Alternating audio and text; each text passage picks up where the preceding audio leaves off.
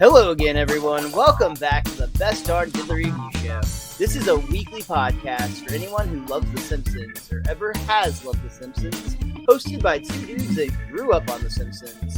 My name is Miles, better known as Mr. Most Days Off, and today we are tying the knot, I guess. I don't know. We're attached at the hip or the wrist, or possibly the neck. We're making it official. It's being sentenced upon us.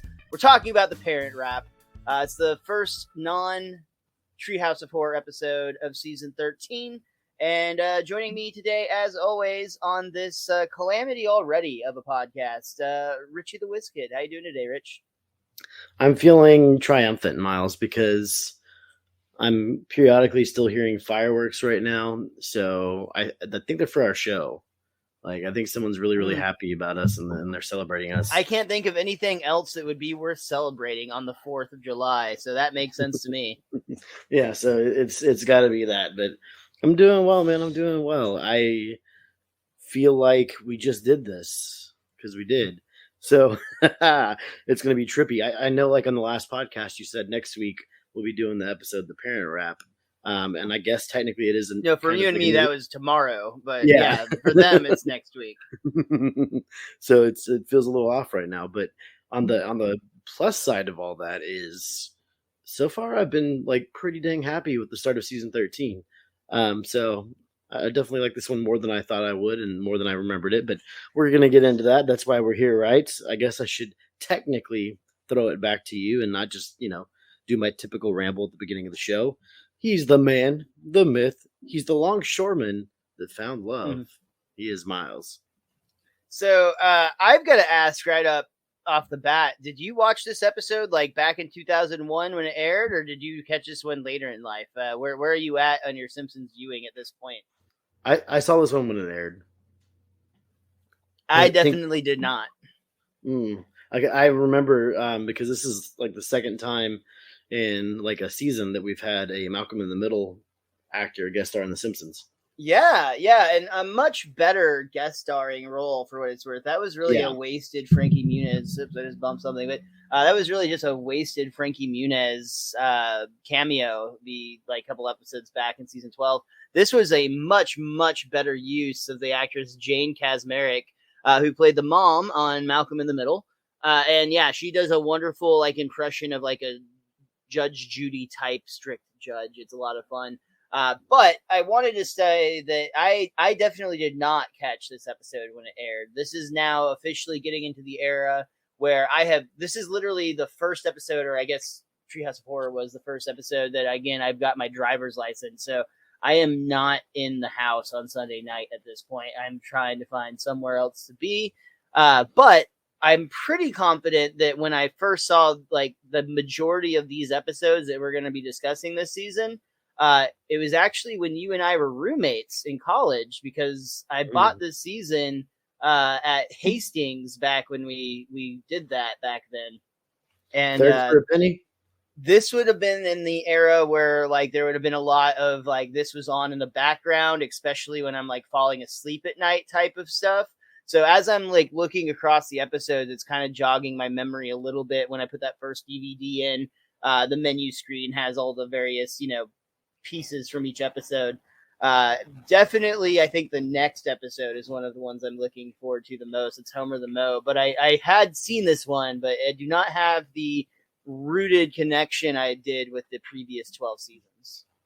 That's interesting, but like for you and definitely your personality, I see young Miles trying to paint the town red on a Sunday night and soak up every last minute of freedom before he's back at school the next day. Yeah, for sure. But yeah, anyway, back to this episode, or we can't really get back to this episode since we haven't actually really started this episode. We are talking about The Parent Rap, which originally aired on November 11th in the year 2001. Wild that we're almost done with 2001 too. It's crazy that we're going to be at the movie before too long. I mean, it's a little ways away still. We've got some time, but like it is not that long from now that we are going to be reviewing the movie in order, and that is just crazy to me. It doesn't take long, man. I mean, it does take long. We're almost at the 6-year mark, but it doesn't take long. No, it kind of when you compile your life into a series of Simpsons reviews, it really kind of makes you think, Or the opposite of that. But yeah, this one has the chalkboard gag. Nobody reads these anymore, which is not true. And in fact, I'm going to declare something pretty bold right here. This is my favorite couch gag by far. Like, this is my clear cut number one couch gag that I've ever seen. And I did not remember seeing it previously. So I feel like in my maturity, I've been able to become more of a connoisseur of the couch gag. And now that I've had time to appreciate the tannins of this one, it's top notch. I'm going to counter what you said about the chalkboard gag, because literally you just told me that you got up and weren't watching the episodes. Ooh. So nobody reading them anymore might have been rubbed it in my face. Yeah, you might be right.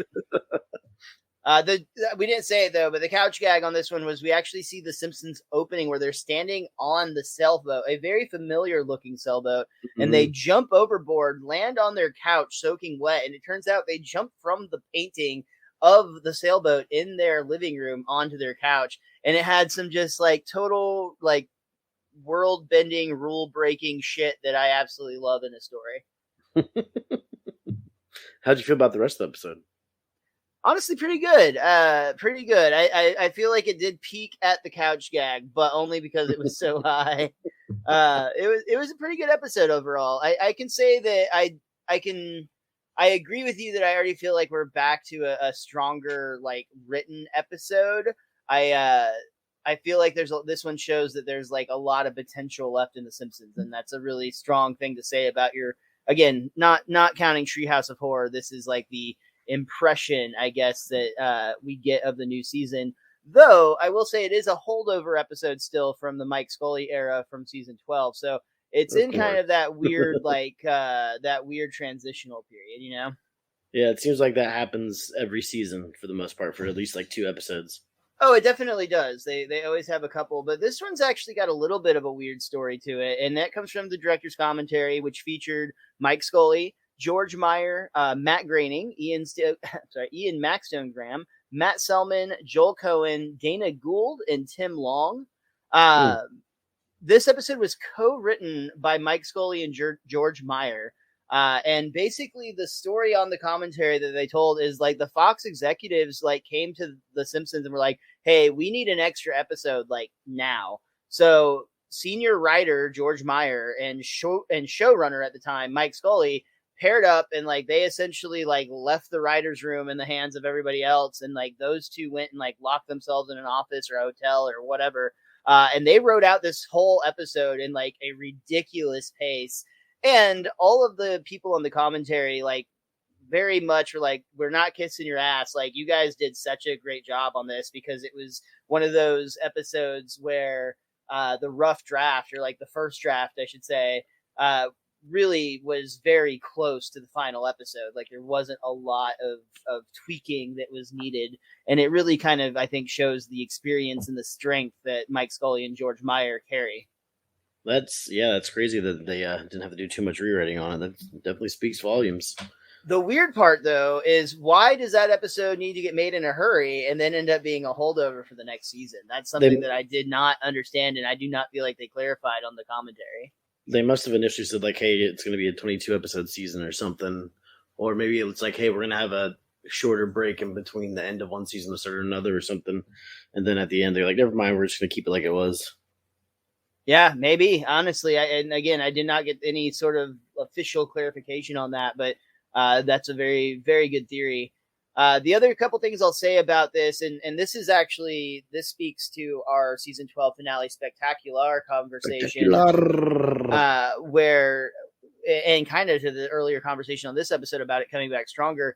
We talked about how during season 12, sometimes it felt like they were just making episodes because they had to, and they didn't really necessarily have like a really fresh idea. It was almost like regurgitating some older ideas, or like reblending them and trying to pass off leftovers as a fresh dish, if you will. In this case, though, and again, we talked about it on the finale show, a lot of those original stories come from real life shit that they hear on like the radio, on the drive to work, or on the news, or whatever the case may be. And this is absolutely one of those sequences, both in at the time it was becoming really popular, especially in California, for alternative punishment to become a thing. And there was really like cases where it was stuff where you would be like not necessarily tethered, but you'd be like court ordered to spend X number of hours a day with a parent or whatever the case may be. They had a lot more of like alternative, like work related and like community service type stuff, but not in the traditional sense where you're like picking up trash on the side of the road, more of like something that you would be working towards like a better future type of thing. Anyway, that was a very popular concept, and that's obviously based on real life. But even more so based on real life was the boys stealing the police car, accidentally stealing the police car in this case. That was based on Mike Scully's real friend from school who very much stole a cop car because it was a cold day out. The cop had went to a donut shop, just like in this episode. He wanted to keep the heat running, so he left the car on, and this very adventurous friend of Mike's just got in and decided to go on a joyride. And the cop basically was embarrassed at first. He was trying to like resolve the issue without having to call it in because he was embarrassed about the situation happening to begin with. And ultimately, Mike's friend got off pretty easy under the circumstances, but did actually have to spend a couple months in a juvenile detention center. Dang. So, real life inspiration to get us started. That means the cop definitely had to report it, though. Yeah, 100%. Yeah. This episode does actually open with Bart and Milhouse being very annoyed that they missed the bus and are having to catch a ride with Homer, who is singing very poorly. A very odd song that I don't remember, but it was just very repetitive and very off key. Yeah, kind of probably dates Homer a little bit too, which, you know, for how old is he now? 39-year-old? Something like that, yeah. Yeah. 39, but every year he's 39, so like we're about 39, but The Simpsons is going to be 39 soon. Yeah, something like that, yeah. Oh, God. It turns out it's the KBBL morning DJ team, and they have a contest. If they spot your, a penguin doll, if the Wampum Wagon spots your penguin doll, you get $40. And Milhouse points out that wagon just so happens to be up ahead. So what does Homer do to thank Milhouse for pointing that out? He kicks him and Bart out of the car, calling into the line on the way to school. And he aggressively and dangerously chased down this car mid-roadway, again, for $40, potentially. Hey, in 2001, $40 went a long way, Miles, or, a medium way. I guess it did go further. I think this is like the most random scene in this entire episode right here, where Professor Frink, for like no reason, comes flying by the boys on like a jet-powered motorcycle. I assume also chasing the party wagon or whatever. That's what I was assuming, but we'll never get clarification on that ever. They don't address it even a little bit. Like the boys like kind of narrowly get out of his way, and he's like, Raven, and it's over. But Milhouse is more concerned about missing their free federal breakfast at school. Big deal. It's just saltines and fig paste. Ew, saltines. And this is where we cut to Chief Wiggum enjoying a donut breakfast by literally sucking the jelly out of his donut with a straw, and then bringing up some like very deep, like long-winded thoughts about the future of donuts. Check. Oh, wait. Sorry, I'm on the wrong spot. I'm like a little early on that. I don't have the line in front of me. Something about donuts. Well, it's on mine. I don't even see it in the script that we have. But he starts talking to Cora about how there's supposed to be a donut that helps you burn fat or something like that. And the like lady's like, huh? He goes, "Where? How long? Or how's that coming along?" And she's just like, "What?" Yeah. Meanwhile, never mind. Can you just give me some more jelly in here? He gets like a jelly refill in his donut, and she just like squirts it back full again. And she still goes, "Huh?" Yeah, she doesn't hear a thing.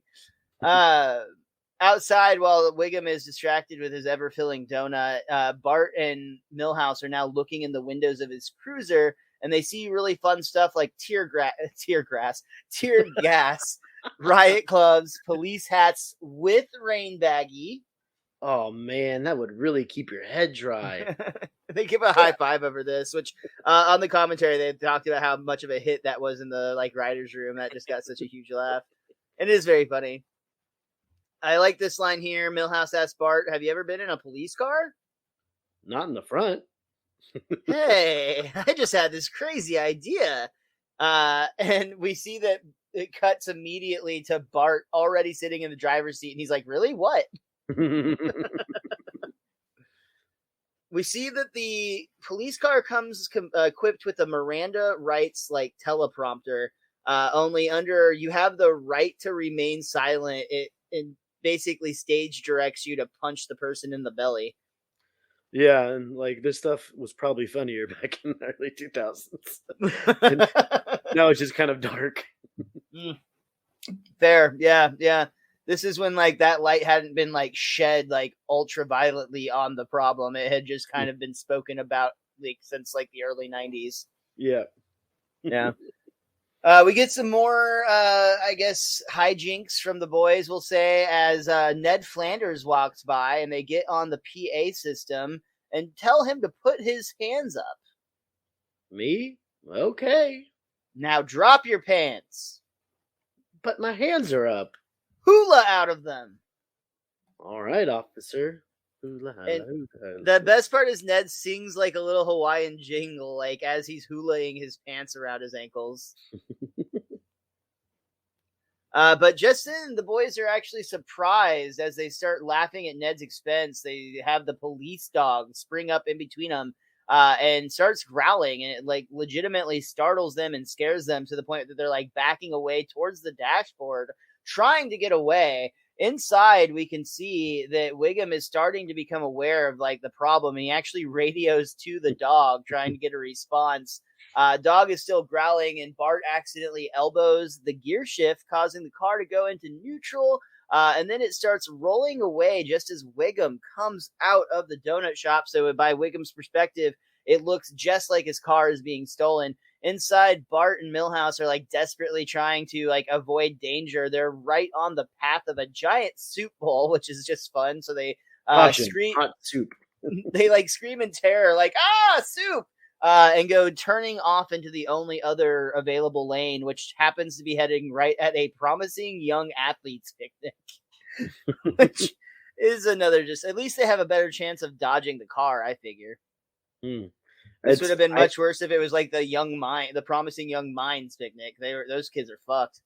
Oh, I don't know why. I thought for some reason that they run over everybody, and then I was like, well, how did they animate that? And then by the time I was done thinking all those thoughts, the scene was over with.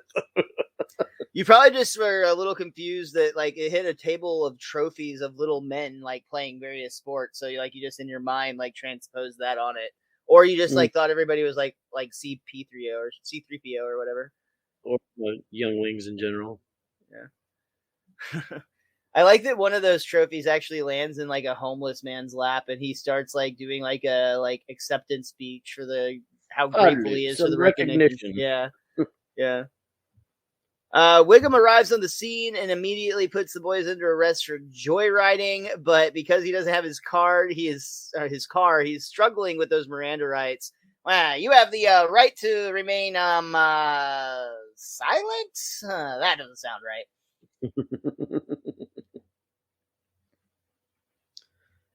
Then we get a flash forward to courtroom. Well, the courtroom hallway, I guess. There's a hallway leading to the courtroom, and all the Simpsons are not even worried, just walking down the street. They're very cash, right? Yeah. And I do like that, in Homer's mind, this counts as quality time. He's like, I love our court days. It's about the only thing we do as a family anymore. And legit, one of my favorite jokes in this episode is right here, because Lisa just very, very familiarly says, "Hey, Karen," to one of the guards, and she just again very very very familiar. "Oh, hey, Lisa," and you can tell they've done this 1,000 times, and I just really like how they presented that joke. So subtle but so fun. Yeah, and if you think about it, even in season 13, they have been in the courtroom quite a few times. Yeah, Like, yeah, that's absolutely true. When we enter the courtroom, we see that Kirk is pleading on Milhouse's behalf. He is basically saying that his son couldn't handle juvie. He's a really good kid, though. He's just weak morally and in the upper body. Please let me sip. What is our problem? Please let me slip through the cracks.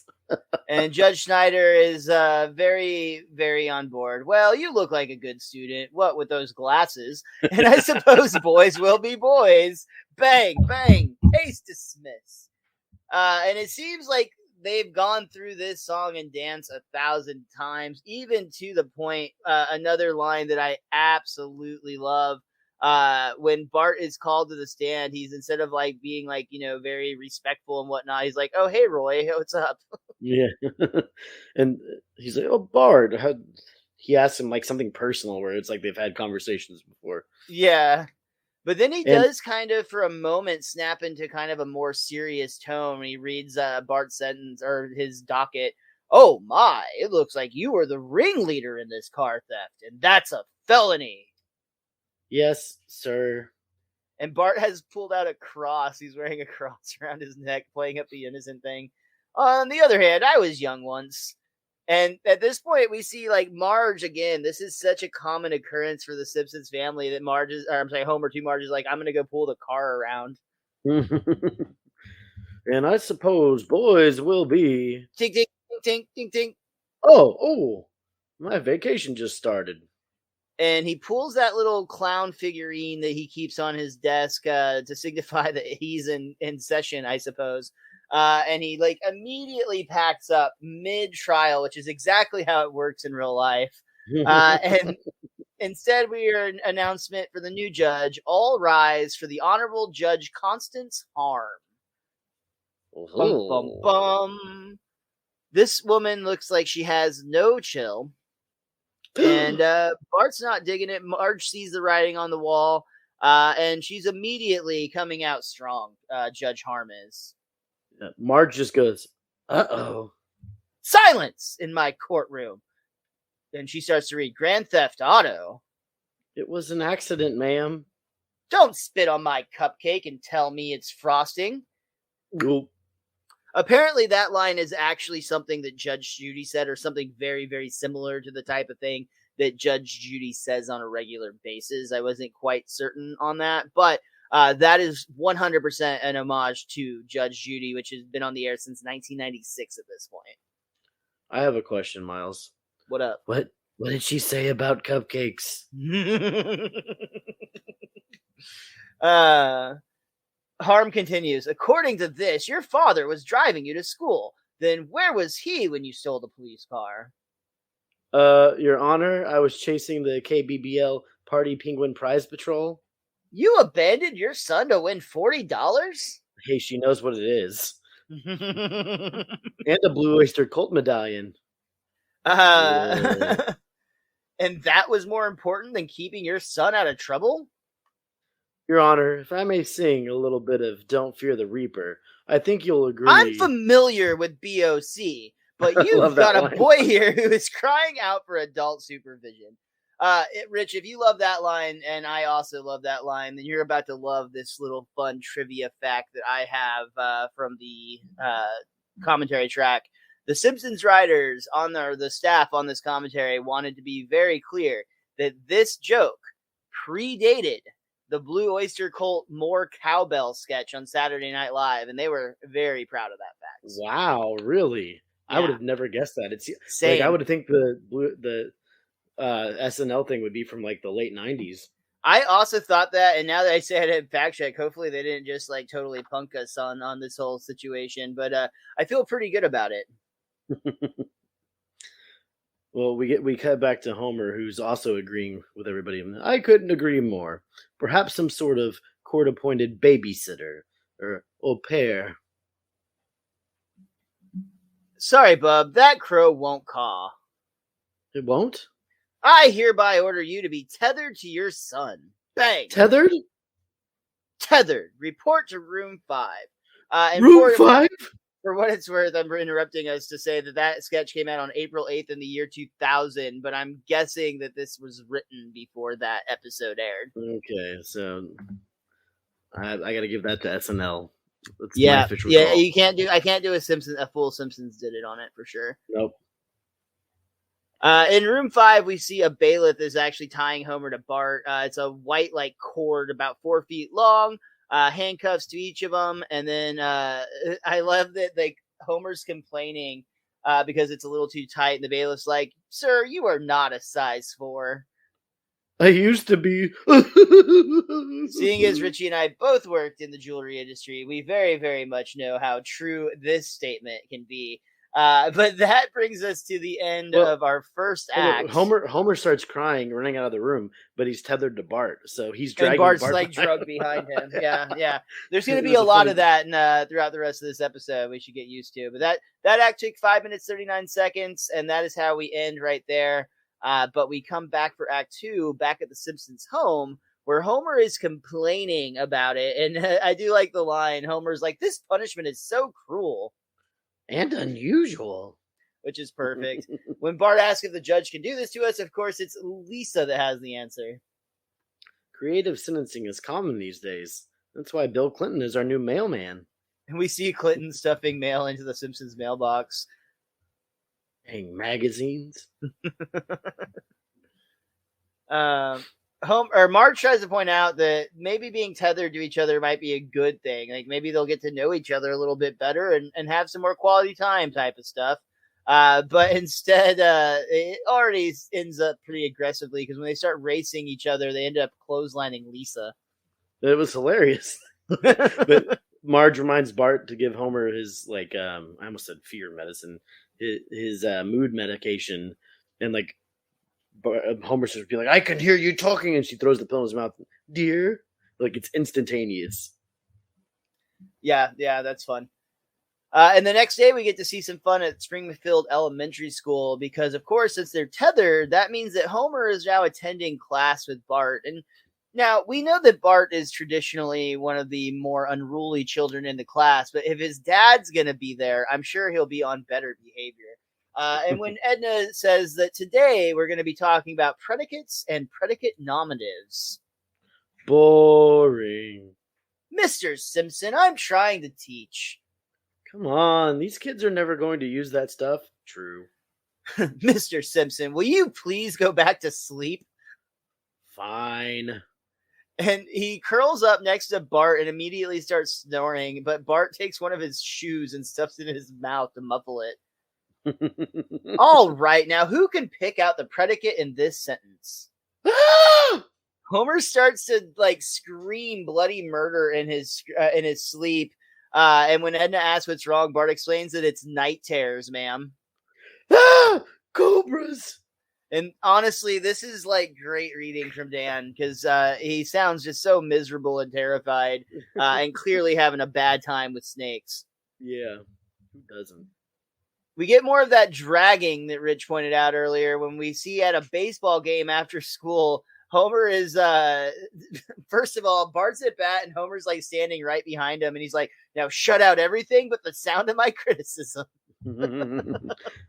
And hey, Bart gets a hit, a pretty good hit. Apparently Homer knows how to coach him, right? He's been around professional baseball more than a lot of characters on this show, actually. And definitely more than the average person. He's got the winning plate appearance in the company softball final match. Yeah, that's true.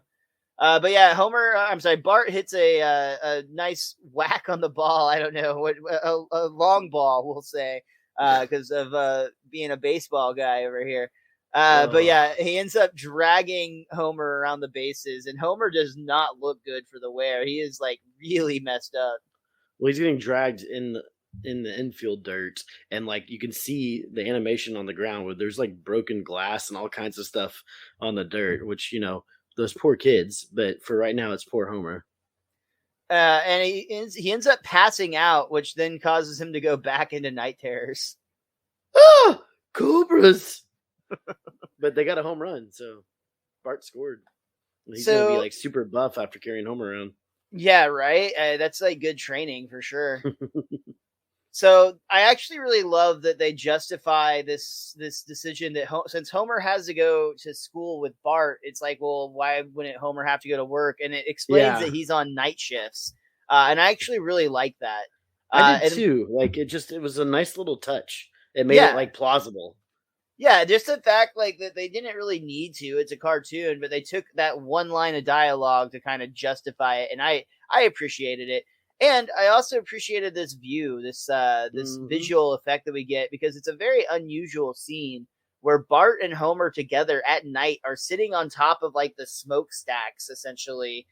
Which how do they get up there? I don't know, but they're just sitting up on the rim of it, and it's a really cool shot. When he gets out the elevator, when he's riding it with Mindy, or wait, whoever that was, the time he almost cheated on Marge for like the second time, the 3 or 4. He falls down the smokestack out of one of the elevators. So that's true. The elevator opens. There's a way up outside. There. Cartoon logic, am I right? After they really Homer explains, "I thought I'd hate working nights, but it's so peaceful, and there's no one here to squeal on me for shooting mice." Can I ask you something, Dad? Sure, boy. If towns keep getting bigger, will there always be enough electricity? Oh, son, you know that's none of your business. Say, is that our house? I don't think our house has a steeple. Oh yeah, I forget things sometimes.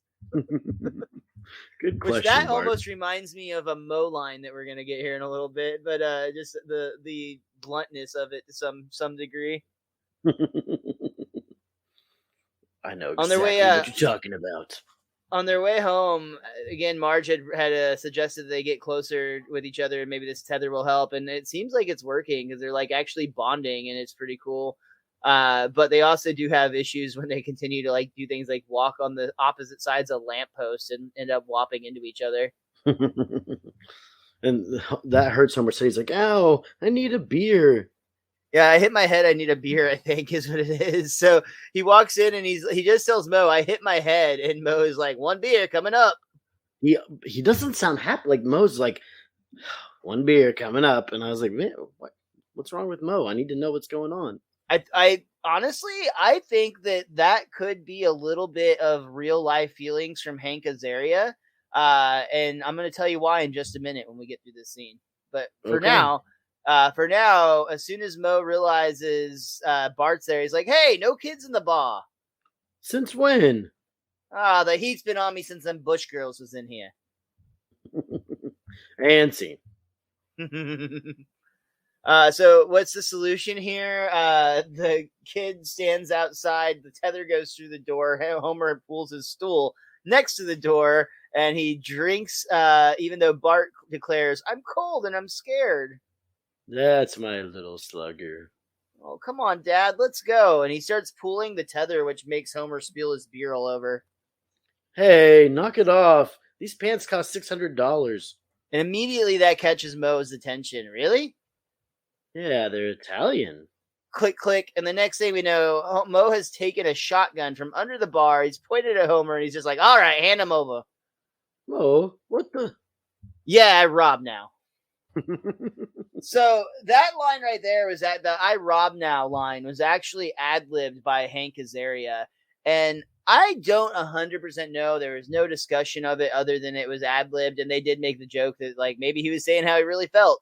But if you were sensing that he is like not happy about this line, there's some degree in me. It's like, why are they having me rob Homer out of the blue? This feels like a really stupid gag.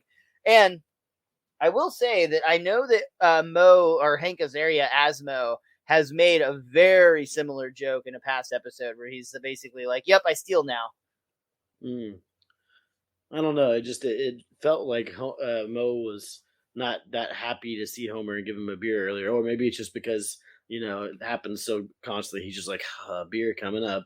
He hit his head again. Yeah, who knows? But we'll learn in the next episode that Mo kind of is unhappy, so... Yeah, there you go. Actually, maybe it's just good storytelling. Yeah, they're setting it up. There you go. Later on the news, Kent Brockman reports. There's a new judge in town with a hard-nosed approach to juvenile crime. Punish the parents. Yeah, it's about time, Homer declares, but then as soon as he remembers the tether, he's like, "Oh." Kids are running wild, Kent, and I blame Mr. and Mrs. Neverspank. Kent gets nervous. He's interviewing Judge Harm, and Kent gets nervous. He's like, "Oh, we're gonna have to bleep their names." He'll bleep nothing. Parents, it's time to take control. If you can't cope, you'll wear the rope. And she snaps it like a whip. And Marge is kind of like standing up to her, like through the TV. She's not too bold yet, but well, you can tell that she's never had kids. Look how high and firm her breasts are. And then Lisa of all is like, granted, but you have to admit, constant supervision has been good for Bart. He might even make the honor roll if Dad can control his night terrors. Well, that is a pretty big if, honey. Come on, Dad, I gotta go to the bathroom. And this is where you can see one of the first of a few very uncomfortable like ramifications of having the tether on, because Homer doesn't want to go, and he just tells Bart to use the bottle. No, I don't want you going in a bottle. That's what hobos do. And they Bart's know because they just saw a hobo. That's true. Yeah, they know. Bart is literally begging at this point, and Homer's still declining. But finally, Bart asks for help, and Marge steps in. Oh, geez. Homer, just take him to the bathroom. Fine, but I don't even know why we have a bottle. Somebody tell me. Another really great line by Dan. The way he reads it is really fun. So and this is where paradise. Well, paradise is going to be a little awkward for some. I guess one man's paradise is another man's hell in this next scene, because that's a beautiful reflection on life, Miles. Homer, while tethered to Bart, who is on the floor doing his homework, is trying to get romantic with Marge. Bart is protesting. Homer doesn't care. Marge is feeling guilty. Homer continues to pressure. He's even like, what's the big deal? He sees 1,000 times worse on that Animal Channel. I don't want him to see us expressing our love. Why not? Kids are very visual these days, which is way creepy for what it's worth. Yeah. I mean, unless they're an infant, then it doesn't matter. You can do that. That's legal. That's legal. I don't know, like the age. It might be a this tall situation. I really don't know, but you definitely do that to a certain age, but not 10. Not when he's wide awake on the floor doing his homework. But this turns into one of the funnier visual scenes in the entire episode, because basically as they start to argue with each other, they start to like yank on the strap, and what ends up happening is a kind of like quit slapping yourself sort of situation. But they're literally like pulling the strap so that it makes them slap themselves repeatedly. And it gets to the point where Marge is like protesting, but she gives up and she's like, whatever, I'm going to go sleep in the bathtub. And then eventually they get close enough to each other where Homer can wrap the cord around Bart's neck and start strangling him without actually strangling him with his hands. This is full on strangulation. Like this is some shit that they definitely would not be able to do. I don't know. I don't even know if it's wrestling related, but in a post Benoit world, you cannot do this on television. It just like would not fly even a little bit. But it was very funny in this sequence.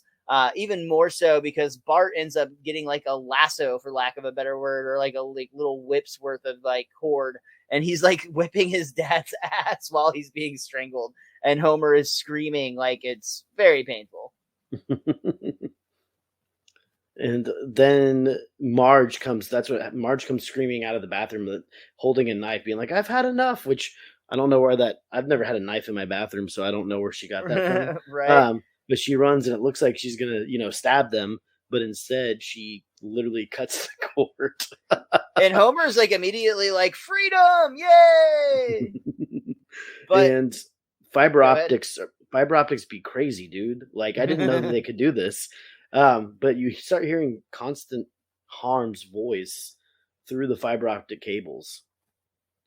And it's very, very odd. And then when Homer looks at the end of the cord, he can actually see her face in it, which again, I didn't realize fiber optics did that. So I need some of them. Yeah. I wonder if that works in real life. I'm not sure on that one. Just cut the cord, Miles. Seems like the highest technology of 2001 for sure. But in this case, the judge is like very upset that they violated this order.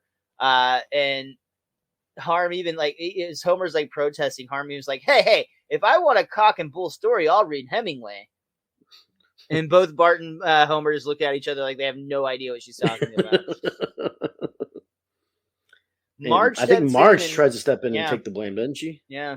And that just makes the judge even angrier to the point that the tether that she's speaking through like catches on fire as a representation of her fury.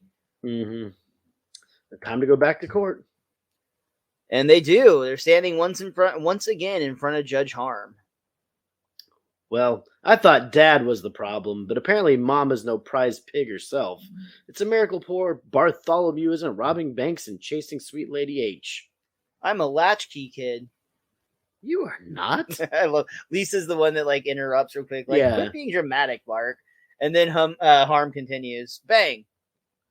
Quiet, little girl. You two need to wake up and smell the Java.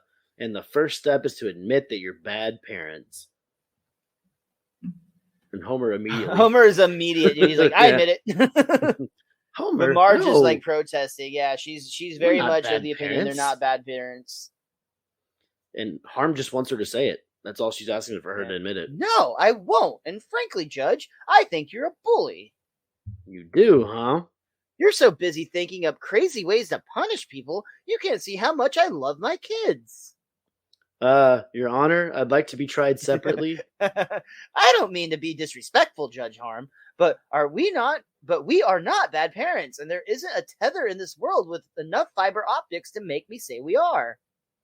And we cut to the courtroom doors that are opening up, and Homer and Marge are now walking out in wooden stocks clamped around their necks and their hands. And I love this line. It's such a great Marge line so much. It's like the tip of the swear word for Marge. Like this is she put a quarter in the jar when she got home. Yeah. She is such a butthole. And it was just the delivery on it was so good. That edge for sure. And that does bring us to the end of our second act. At the time, our 12 minutes and 56 seconds. It looks like Marge and Homer are in trouble, which they did talk about on the commentary. That was like one of the only places that they were like really like, how do we get Marge kind of like involved in this? And her standing up as a not willing to admit that she's a bad mom was like a great way that they came up with the way for her to piss off the judge. Mm-hmm. And I feel like it definitely gets better, like when it's something we don't get to see often, where Marge goes full blown like into Homer's crazy schemes, like putting on burglary outfits and whatnot. Yeah, for sure. Last two things I have from the commentary, and then I will be done with that for the third act. But in this this sequence, when they're having, it might have been the first one, and I may have missed it, but in one of these sequences when they're in the courtroom, we can see in the galley Jimbo and his lawyer are there, meaning that he's probably going to be tried next. And the stocks that we're going to be talking about for the remainder of the episode absolutely do not make sense, and the writers are well aware of that. That's really the only other thing that I have from the commentary on this one. I don't understand how in the initial trial, why weren't Milhouse and Bart tried together? Why were they? Why weren't they tried together? Yeah, you think it'd be one case about the incident, but I guess then the story wouldn't work out. Yeah, I think that in real life they would be tried separately. I think. I don't know. Maybe not. I think they're both the guilty party, so it'd be one case. But that's for a different podcast. That's fairly reasonable, I think. But yeah. Anyway, moving on to Act 3. We see that these stocks are going to immediately become problematic. They're Homer and Marge are trying to wash the dishes, and they can barely stand in front of the sink together. Though the sight of like Homer like nunchucking rags to try to like dry dishes is actually really funny. It does not work at all. Nope. And then Marge is trying to clean a plate, but she's holding it in her mouth to spray it with water and scrub it. So it's kind of double work for nothing. Yeah. Meanwhile, Bart's just like lazily watching television, and Lisa's even pointing out, like, do you really think it's fair that you're always getting into trouble and Mom and Dad are the ones being punished? No, it's terrible. He's like slurping a soda. Well, why don't you do something about it? After wrestling. Ladies and gentlemen, I don't believe what I'm seeing. Dr. Bonebreak just married Rumbelina, and they've already started wailing on each other.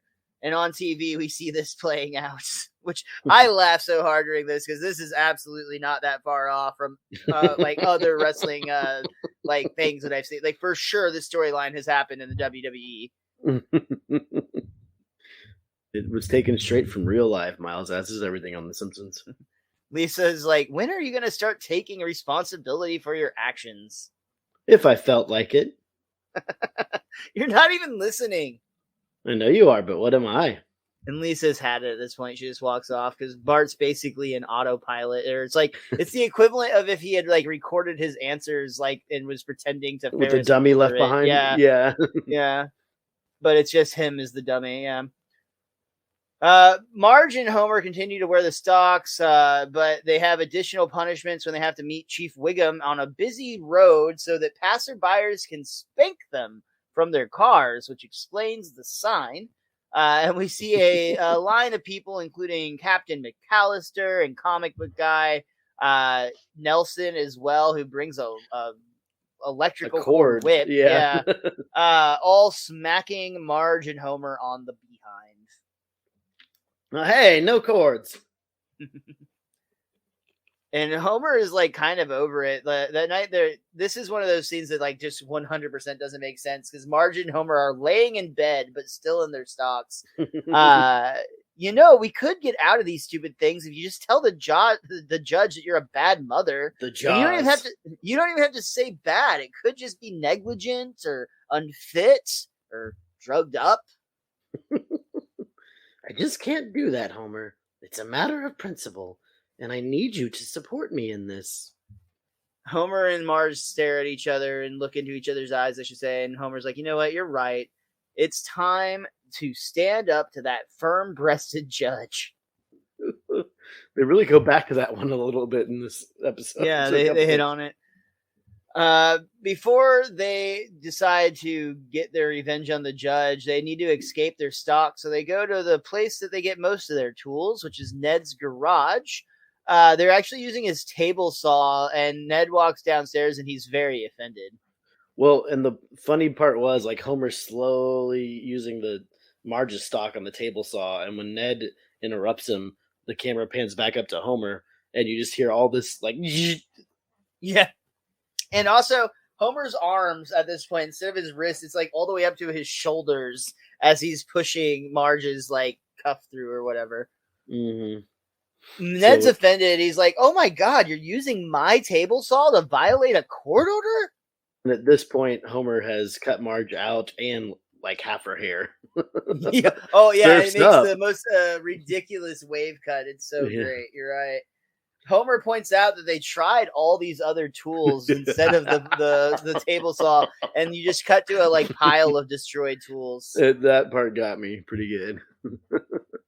Gee, I always like to help you, Homer, but I don't want to be an accessory to some kind of shady doings. And it does raise a whole host of ethical questions. And while Ned is like on this monologue about being ethical, Homer has used the candle flame he was holding to melt through his lock. He just declares, woohoo! And him and Marge run away, leaving Ned just kind of flabbergasted and sad. But they are free. And they are free to put a plan into motion where they dress like criminals and decide to go to the judge's house at 1 Ocean View Drive. Operation Judge Get Back At. Yeah.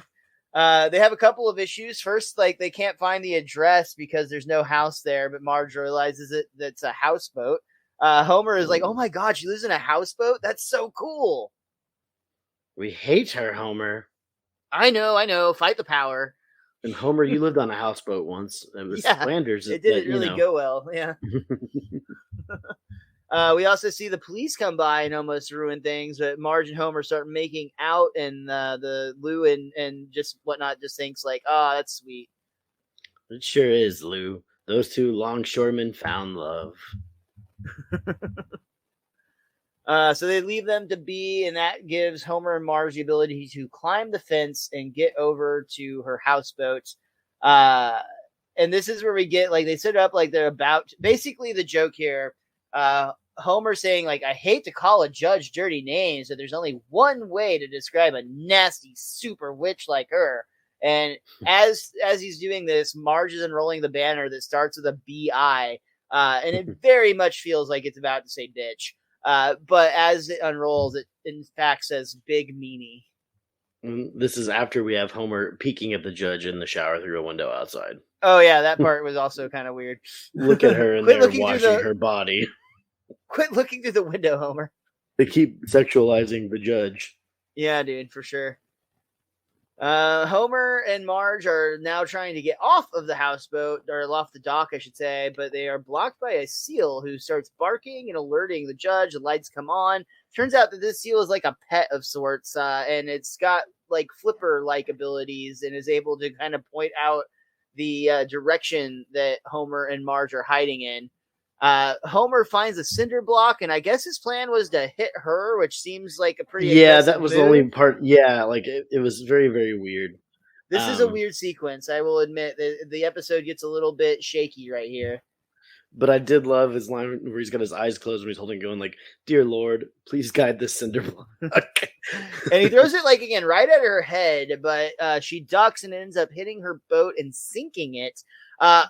This I know I've said it a few times. This line read from Homer is about to be my favorite joke in the episode. And it's the number one winner. Because basically the judge is like crying about the things that she lost, including her quilt that was made by her grandmother. So it cost you nothing?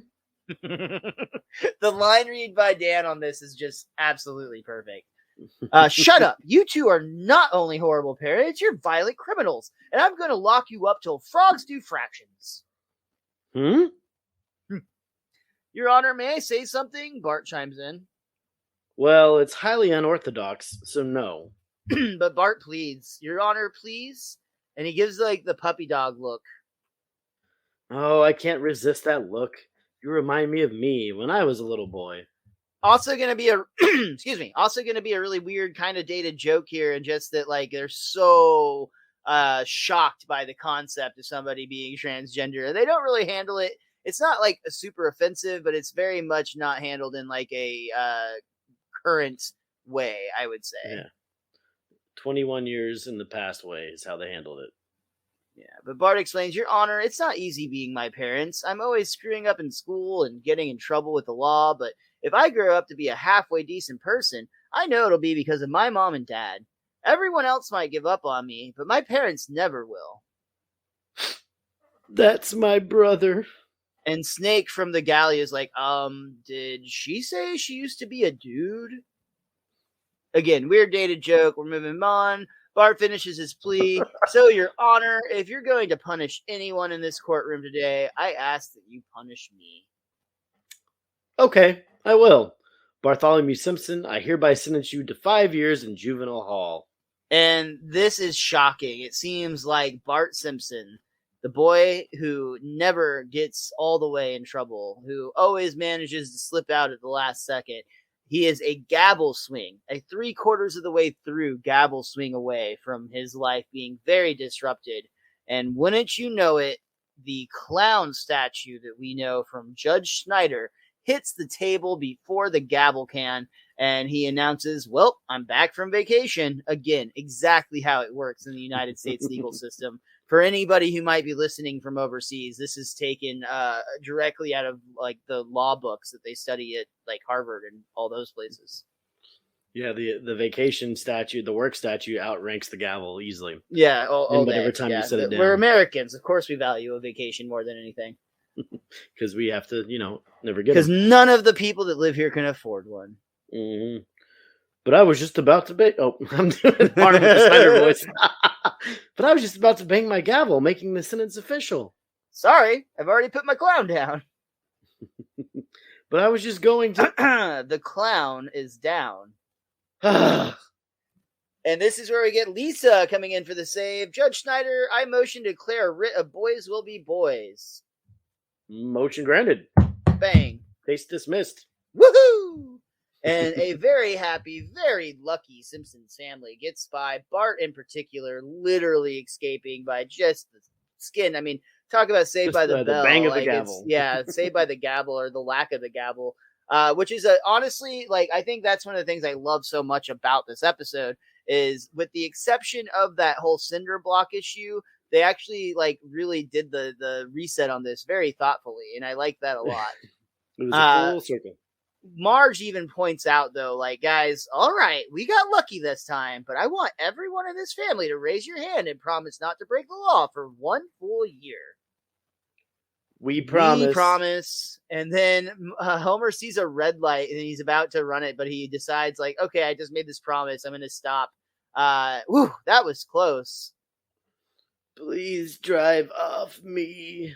Homer looks out his window to discover that he's actually parked on Hans Mole Man at this point. What's that noise, Homer? Just the radio, dear.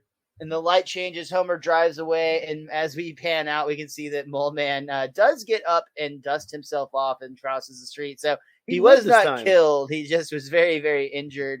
And I guess if you're going to pay to reference Blue Oyster Cult's Don't Fear the Reaper, you're going to play it during the end credits of this episode.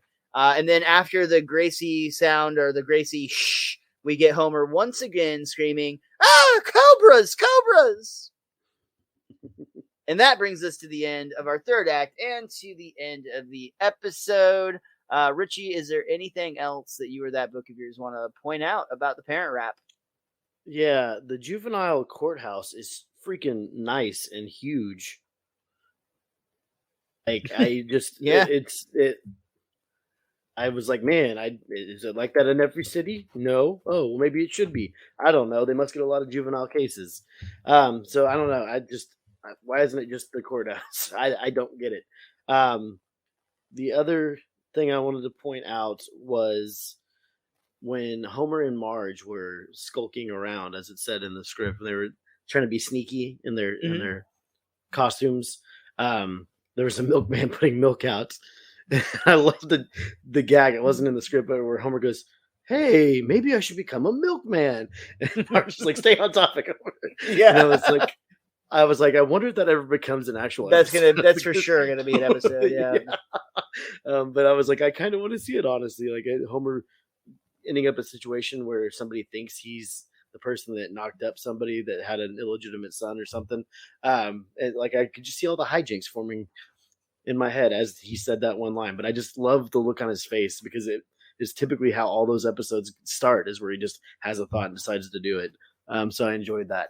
The last thing I want to point out is, I think you and I could do the tether. I honestly think that we could be a functioning duo with the tether on us. Yeah.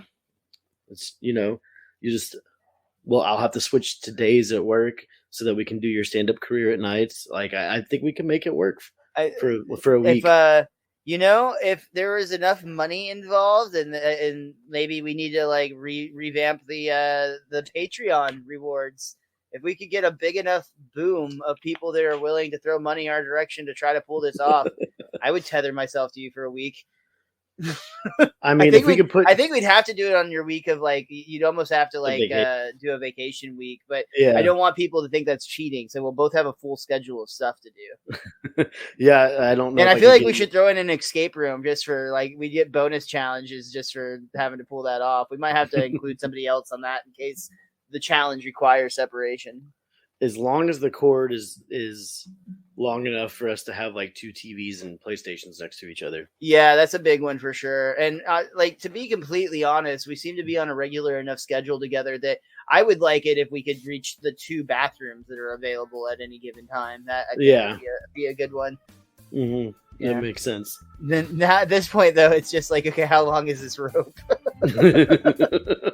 I think we're defeating the purpose of. All right, you know what? So the more money involved, the shorter the rope will be. If it gets up to a big enough dollar amount, we'll just do a pair of handcuffs. $1 million, and we'll handcuff it. Hell yeah, dude.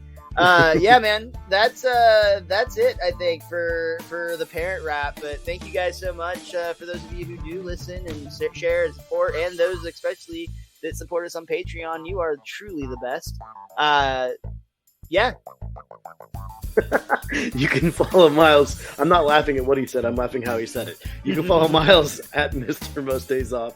You can follow myself at TheWiz_Kid23. Most importantly, as always, you can follow our show. That's at Best Darn Diddly. That is DIDDLY. Make sure to come back again next week, where we are almost definitely going to be doing the next episode of The Simpsons. But I don't know, BDE is on the horizon, I'm sure of it. But we'll be back again next week to review Homer the Mo. And the one thing that's not in that episode, cobras! And until next time, be cromulent to each other.